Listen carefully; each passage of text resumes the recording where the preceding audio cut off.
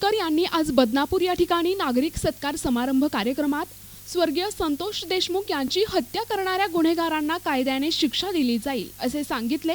जालना महानगरपालिकेवर जो तो आपल्या पक्षाचा विचार मांडतो आणि जालना पालकमंत्री बद्दल राज्याचे मुख्यमंत्री आणि उपमुख्यमंत्री निर्णय घेतील ते आम्हाला मान्य राहील असे त्यांनी माध्यमांशी बोलताना सांगितले आहे। असं वाटतं कायद्याने निश्चितपणे सर्व जे गुन्हेगार असतील त्यांच्या कारवाई होईल। जालन्याच्या महानगरपालिकेहून केंद्रीय मंत्री जे माजी केंद्रीय मंत्री रावसाहेब दानवे यांनी वक्तव्य केलेलं आहे की भाजपचा महापौर असेल।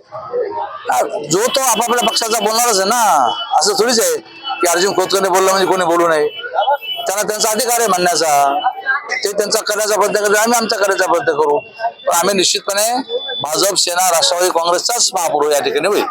भाजपच्या नाशिकच्या पालकमंत्री पदावरून रस्सीखेच सुरू आहे, त्याचप्रमाणे जालन्याच्या पालकमंत्री पदावरून शक्यता आहे। नाही, कार्यकर्त्यांनी भावना व्यक्त केल्या, परंतु जे माननीय मुख्यमंत्री एकनाथजी शिंदे साहेब आणि देवेंद्रजी निर्णय घेतील तो आम्हाला मान्य राहील।